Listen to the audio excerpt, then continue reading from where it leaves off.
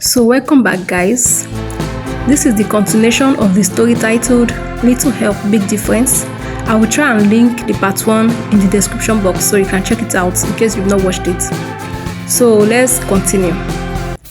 When Jumi got home, she sat still and pondered on how to get out of this sticky situation.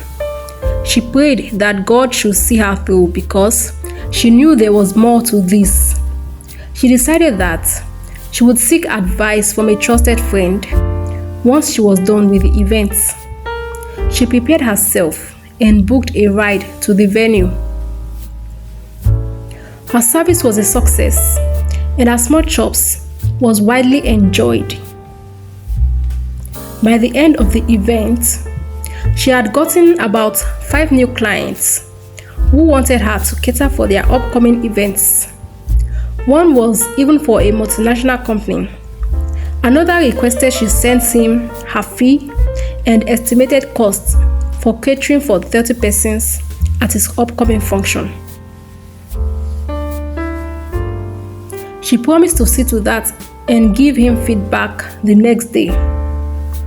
She thanked them all for their positive review. She thanked the host for the opportunity for a wholesome event and prepared to leave with her friend. On their way home, she informed her friend on the missing girl situation. That one was dumbfounded and admonished her on being too kind. She told her to be careful on trusting people easily, especially strangers. She offered to help her sort out her electricity bill since that was more urgent. Jumi thanked her fervently and promised to pay back once she gets her balance for her concluded service. In addition, Jumi offered to buy her lunch at work on Monday. She collected the money and paid her bill that evening as promised. A week later, she was accosted by the boy from the provision store. He updated her on Helen's location. He told her that his madam had been contacted and informed that Helen was home safely, that she arrived home some days after she inquired on her whereabouts. Jumi sighed deeply because she had been considering reporting the matter.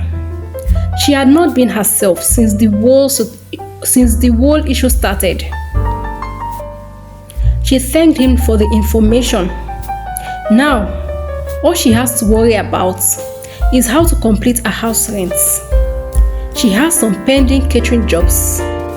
Hopefully, that would give her a head start before the landlord starts asking for the rent. 3 months later, Jumi was just stepping in after the close of work when her phone rang. She didn't want to pick because she couldn't recognize the number. But one mind told her not to ignore. She put the call on speaker, and the voice from the other end left her in shock. She couldn't believe her ears. It was Helen, the girl from the other night. So many thoughts ran through her mind. Helen was all teary and apologized for everything, from taking her money without her permission, her little phone she found in the drawer, to not informing her about her plans. She said she just had to escape and go home. She felt if Jumi was aware, she might want to stop her or talk her into going back to her wicked madam. And she couldn't endure the tortures anymore. Jumi listened. Yes, she was happy for the girl that everything turned out well.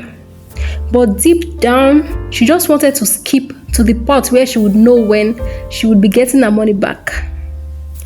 Helen assured her that she's working on it, that every dime would be paid, including interest, that a friend of hers would get in touch who would reimburse her, that unfailingly, before the week runs out, she would get her money. Jumi was elated and asked after her well-being. She informed Jumi that she's currently at a new job with peace of mind, better pay, and that's how she's been able to save and paying her dues. Jumi was grateful. Helen thanked her for everything. She hinted that anytime she's back in the city, she would love to visit and appreciate her in person. She collected Jumi's account details, promised to keep in touch, and hung up. Jumi couldn't contain her excitement and called her friend to update her. Her friend was glad but cautioned her to not get too excited yet until she finally gets her money.